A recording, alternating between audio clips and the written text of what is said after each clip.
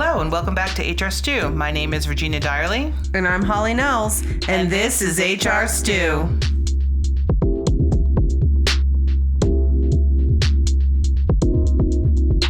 Empathy is often called an HR superpower, but what happens when empathy clouds judgment, fuels burnout, and causes favoritism? In today's episode of HR Stew, we're stirring up the good, the bad, and the blurry when it comes to leading with compassion. From emotional labor to empathy fatigue, we'll explore what balance looks like in real-life HR scenarios. Let's start with a question. What is your relationship with empathy in the workplace? You go first. I feel like I talk so much. At this point in my career, I've sat in on hundreds, maybe 1,000 terminations or layoffs. So that was at least 1,000 at this point in my career, right? So I think empathy is the game changer. I think it changes the entire trajectory of a tough conversation. It's not about letting someone off the hook for things. It's just about treating them as a human being. Yeah. Rather than just a number. Yeah. And I've never sat down and calculated how many terminations or layoffs I've done. But I think empathy is a good thing to really understand how treat someone like a human being and then really understand the why behind. Sometimes there is poor work performance or issues. There are things going on that you can't always help with, but just having empathy and understanding sometimes is understanding. Ideal. Yeah. Absolutely. I mean, I have absolutely seen a very tense moment completely melt just because of how the manager has navigated the conversation. Yeah. I mean, it's a game changer. Well, and how many times do they tell us? People a lot of times just want to be heard. Right. So if people are angry and mad and come in and you really listen to them with empathy, like you said, it can change a conversation and change the trajectory of where the conversation goes. So I'm going to kick off this episode with the positive side of empathy. Those moments when emotional intelligence really makes a difference. I'm talking about what good empathy looks like at work and how it helps shape culture, communication, and connection. So the first question I have is, do you think there's such a thing as, quote, professional empathy? And how is it different than what we show in our personal lives? Well, I think that professional empathy is different than personal empathy, right? So at work, empathy is less about fixing someone's pain and more about acknowledging it in a way that still moves things forward, right? That still moves the needle. You're still holding people accountable.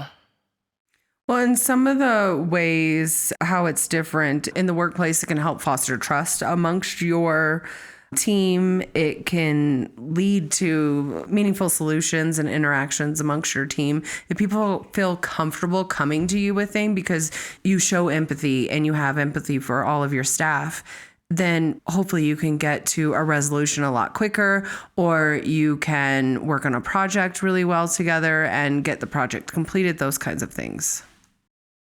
So with that, what would a workplace without any empathy look or feel like? And do you feel that you've ever experienced that type of culture? I feel like it would be very robotic and transactional. Yes. And I could see where in some places it could be that way, but, making widgets on a assembly line, it could be a good thing to have and not have empathy because you're just there making widgets and you don't really have that interaction. Well, unless the robots are making widgets, if people are making the widgets, you still have to have empathy. Well, you have to have empathy, but if you're 10 yards away as the next widget maker, you can't really have a conversation. You go in, do your job, and go home. I don't know. But yeah, you probably still need empathy. Hopefully they're interacting in their breaks and at lunch. Maybe they have some meetings or something to break up the monotony. And I don't know that I've ever experienced this type of culture. I think you've given some examples of people that lacked empathy that you worked with. Maybe not an entire culture, but leaders for sure. Yeah. So my previous employer, absolutely, there were members of leadership that completely lacked empathy. It was definitely cold and transactional. It changed. I worked there for 7.5 years, right? So it went from being a pretty empathetic, people-focused culture to really more focused on efficiency, right? So, gosh, there was a lot of casualties in that. And fear was rampant. Yeah. Right? Like, it just seemed like they were looking for reasons to let people go. So, yes, I have experienced that. It does cause a high turnover. When people have an option to leave, they will leave. Why? Life is too short. We spend so much time at work. Yeah. Why work in a place where you know that you're not valued? You clearly are not valued. So I've experienced it. That was my only true experience with that. One of my first jobs, and I only worked there for 2 months, and I think I've referenced this before. I worked for, it was a foreign computer reseller. This is back in the day. Like, I think I was like 19 years old, like, you know. And I was like a part-time receptionist there. And they turned over so many HR managers. And this is before I even knew I wanted to be in HR. And the HR manager was the receptionist. Like, we'd reported to the HR manager. And because we had mailboxes right behind my desk that people would pick up their correspondence or mail or whatever it was, and they would only put human resources. And I remember she was very upset about that. And I was just thinking, that's kind of lacking empathy. Like, that you won't even, like, you're not going to be here long enough for us to even give you a 1-cent label on this mailbox. And you're right. I have worked for bosses who are not empathetic. So. And leadership shapes the culture. Agreed. So your experience is only as good as whoever your manager is. So regardless how great the company is. Yeah. All right. So next we're going to go to the other side. Empathy isn't always easy, and it definitely isn't endless. Sometimes being the understanding one comes at a cost: burnout, blurred boundaries, and even enabling bad behavior. I want to try to unpack what happens when empathy gets complicated and even negative. But before that, I want to define a couple terms. First is secondary traumatic distress, STS. Kind of exactly what it sounds like. Secondary traumatic stress is the emotional duress that results when an individual hears about the firsthand trauma experiences of another. And compassion fatigue, which is when you might have heard a state of reduced capacity for compassion onset by repeated exposure to the trauma or suffering of others. This is very common amongst nurses and often leads to reduced empathy over time, difficulty making decisions, anger, difficulty sleeping, increased substance abuse, as well as a lot more negative side effects. So my question is, do you feel HR professionals are at risk for either of these conditions? And how do you stop it? Gosh, I believe, I'm not saying it's the same thing as a nurse. I think we made this analogy in some of the earlier podcasts, but absolutely. I mean, we just hear so many personal, terrible stories, and we see so many unfair things happen because someone's career, job, their livelihood is so important to their overall life. And we impact that. And sometimes we cannot impact that. Decisions are made that we, no matter how much we advocate, you know, we're not going to change the end result. Other people have agendas, politics, all the other stuff, right? So we see terrible things. But we also hear personal stories that are terrible, you know, when we're holding people accountable or trying to not just hold people accountable, but find out why. You know, what happened? Why did someone go from being a top performer to being a bottom performer? I think we absolutely get STS and compassion fatigue. Compassion fatigue for sure. Because we are, in general, the on-site psychologist. People expect us to be that. And most of us are happy to do that to a point.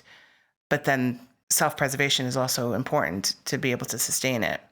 And I think some people have the gift of compartmentalizing. I don't have that gift all the time, but just the gift of, okay, this is work and now I need to move on to my home life. This was a job I had to do. Now I need to move on. But it can be very difficult. And just having tools, meditation or reading a book and ways that you decompress. I watch reality TV, but just different ways that you decompress as an HR professional. And I think for those new managers or new HR professionals that have this, oh, I'm the big bad HR professional or I'm the big bad manager, and they do not use their powers for good. They come in with an agenda and they come in and want to just knock everybody down or beat everybody down. Maybe there should be a class that's, you know, before, like as HR professionals, if this is the route you want to go, like here's some things that you need to work on: empathy, sympathy, how to treat people with dignity and respect, and not go in with your own agenda. Oh, I'm now the big bad boss and I can do what I want to this person and this person's life and this person's livelihood. So you think that empathy can be trained? I don't know that it can be trained. I think empathy is definitely something you're born with. However, I do think that you can put that information into somebody. There's skills that I'm not good at, and I know that I'm not good at those skills. So I make a conscious effort to say, okay, this is not a skill that I am outstanding at. So I'm going to go ahead and put forth an additional effort or really think about what I'm going to say or how I'm going to have this conversation before I go into the meeting. I think it's interesting because I don't know that I've thought about this much, but I think maybe not empathy itself, but the things that appear to be empathy, which sometimes is enough in the workplace, right? I mean, I'm going to use my daughter as an example here. And I think she is incredibly empathetic, so that's not what I'm saying. But she does have weird people skills. Whereas, and this is always how she's been since she was 18 months in daycare, since she's been talking. She does not ask anybody. She does not know who anybody's name is.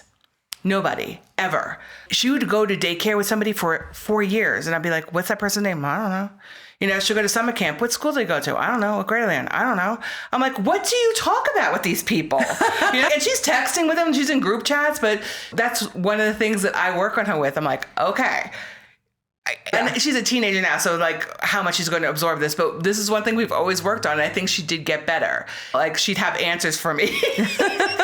Maybe it was just to be like, I need to know this of my mom, you know. But just telling her that's what makes a friend. Yeah. Actually being interested in asking people questions. So I kind of digress. That was a bit of a round way of saying that. I think you can train somebody to at least fake it. You can't train them to be empathetic, but you could train them to act like they are. Yes. I guess the last thing that I'll say about HR professionals is like the things that make us effective in our jobs. Being a good listener, having compassion, having patience, mostly. Those are the same things that drain us. Yeah. Right. So I think that we are definitely susceptible to those things. It's definitely compassion fatigue. Has empathy ever caused a breakdown in accountability in an organization that you've worked for? 100%. I've seen in many organizations to where the leadership team would have so much empathy and they don't want to terminate someone, but this person is not fulfilling their essential functions of their job. They're not a good culture fit, but they have so much empathy of the things that they know this person has going on in their personal life with their families, etc., that they can't make those judgment calls like what's best for the organization as a whole. So this makes me think, Holly, of a situation that we both dealt with actually here when we had an employee who made a pretty big mistake that luckily was caught immediately. And it was a pretty egregious mistake for an HR person to not know what to do when we're expected to know, right? And luckily there was no issue. We caught it. However, we went to sit down with the employee, and this is somebody that she no longer works here. It was probably a termination-worthy offense, honestly. But because we had so much history and we knew so much background about her, and because she cried and because she explained, she talked about all the issues she was having, we didn't write her up. We didn't terminate her, and it backfired on us. Yeah. I don't want to say any more than that. But it was one of the things that I was absolutely caught up in the moment of empathy, right? Of feeling, okay, everybody can make a mistake. We caught it, no harm done. We ended up having an excellent conversation with the client due to this, which actually added a lot of value. There was a lot of learning for them. So there were good things that came out of it, but that trend of those type of errors had happened before. And in fact, we had lost a client, a large one, because of this person right before that. And I think for me anyways, because we have our clients that we handle the HR terminations and write up stuff, it's easier to remove a little bit of that empathy than the people internally here at Vita that we are writing up, because we're like, oh, they have this vacation planned. We can't do this week, and just prolongs the inevitable. This person had shared a lot of their personal struggles, I think with you and with me, and we were both in the room together, and probably one of us should have not been in the room. Yeah.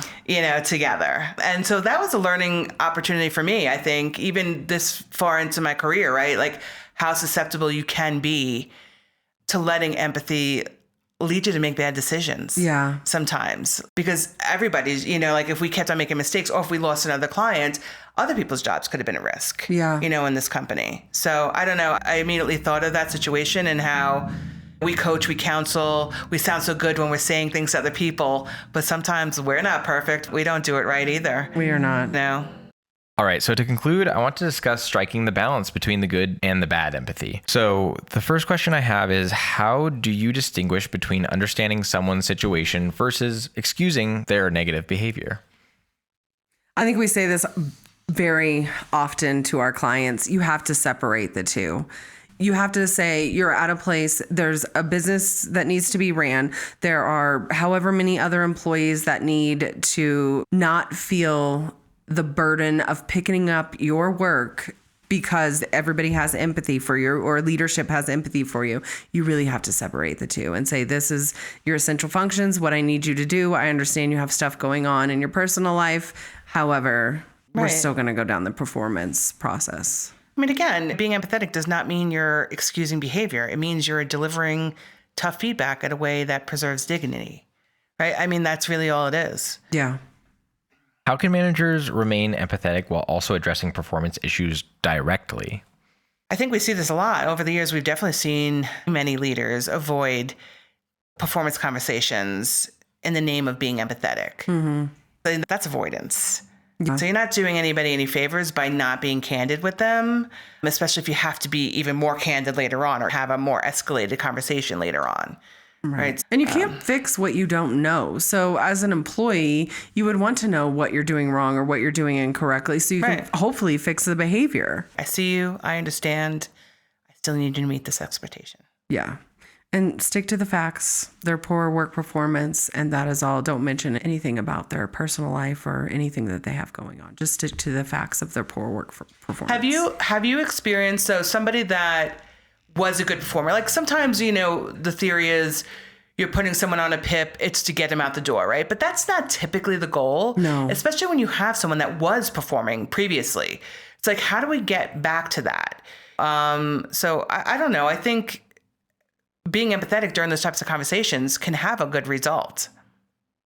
Yeah, I agree. And I would hope, I don't know that giving somebody a PIP is always to get somebody out the door, but just like I said, having that candid conversation of these are the areas we need you to improve. We value what you're doing here and what you're doing for the organization, but these are the areas that we need you to improve.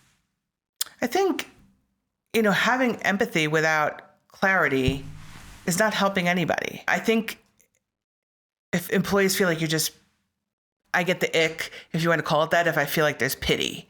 So I think having a meaningful conversation where you are being direct, but also extremely empathetic, I think is very powerful. Yeah. My dad said, treat them with dignity and respect, and you'll go a long way. So this is circling back to a previous question, but what tools or boundaries help you reset your emotional energy after a tough day? I know if I'm in office and I have a tough day, I will literally drive home in complete silence. Like, I almost need that to cure my overstimulation.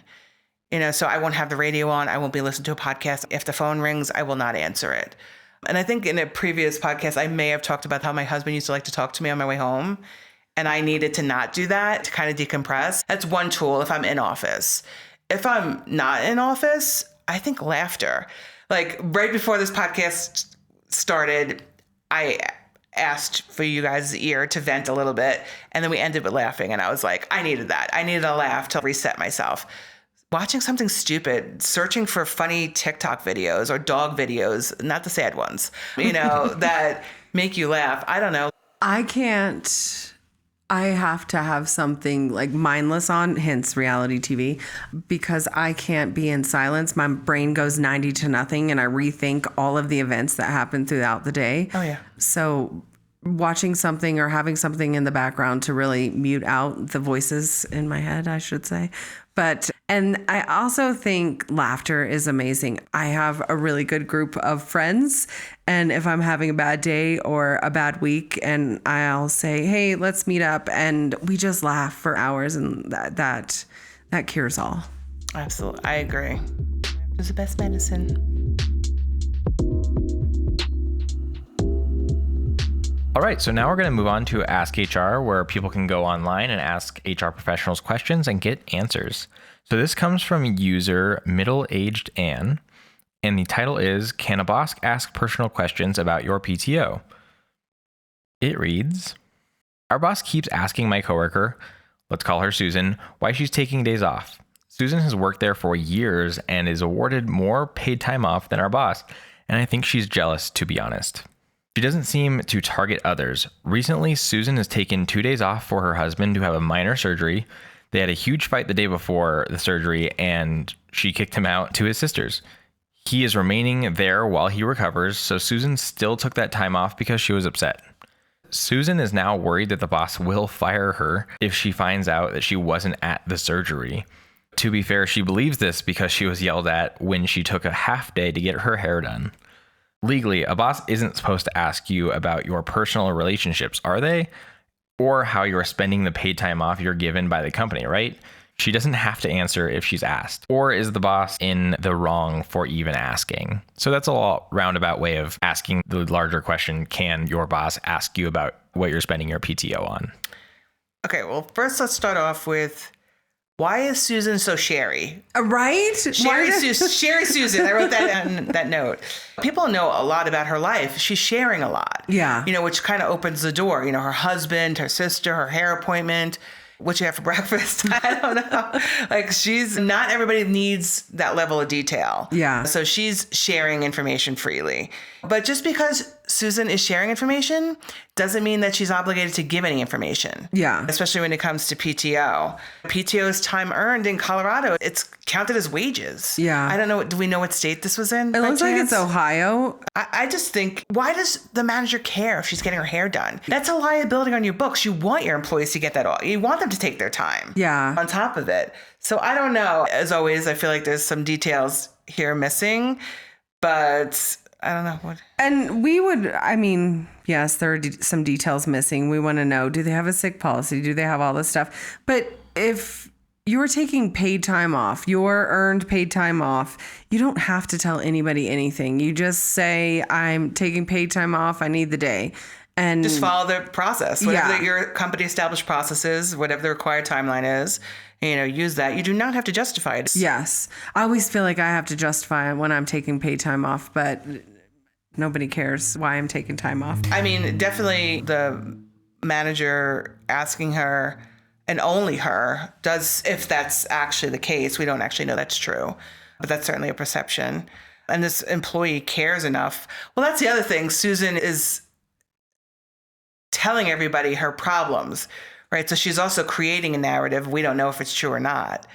Maybe Susan has poor work performance and she needs to create this narrative and create empathy. We don't know, but certainly based on face value, it does not sound like the boss is very empathetic. It's pretty intrusive. Yeah. Actually asking her the why, or that Susan feels like she might be let go for taking time off that she has earned. Yeah.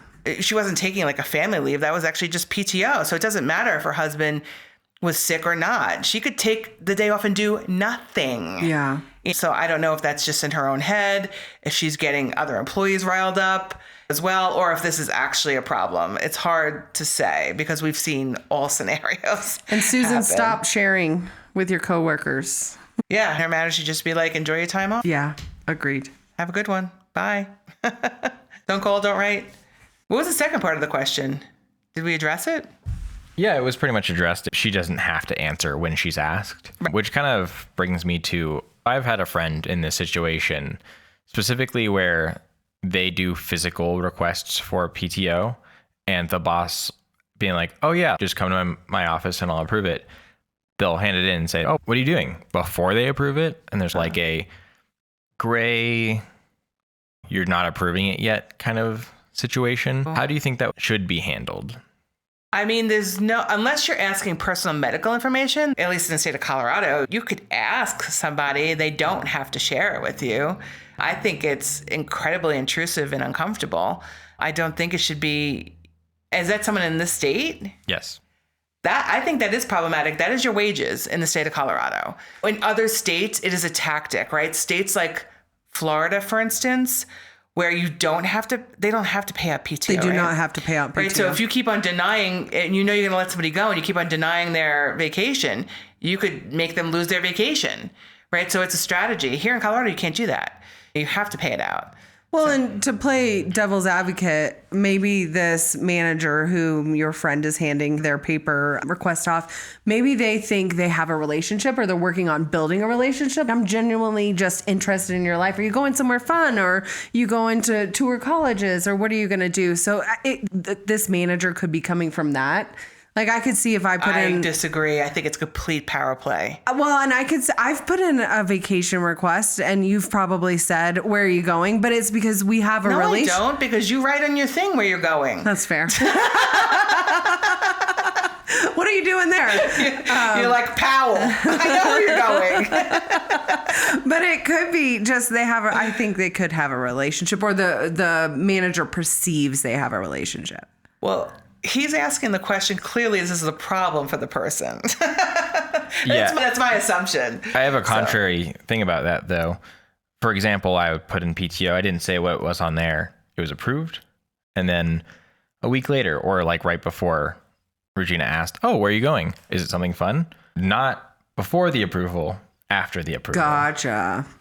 I could see them still saying, oh, are you going somewhere fun? I probably would say something like that. Or like during the conversation when I have to sign off. But it would probably be simultaneous. I'm signing, oh, are you going somewhere fun? And then hand it back. Not where are you going, and like holding your signed permission slip hostage. If someone is asking in the appropriate timeline prior and they have the time, it should just be approved. Unless there's like a shortage of staff and you have to make sure there's not another person on vacation at the same time, or you have another calendar you have to check. To me, I go in, I'm like, approved. Like, I don't like, I'm just like, we cover for each other, we figure it out. So, sometimes in the summer we've gone a little too far. June was a little hairy, honestly. Maybe we need to have a little bit more forethought. But in general, I don't know. Everybody deserves their time off. Why do they need to know?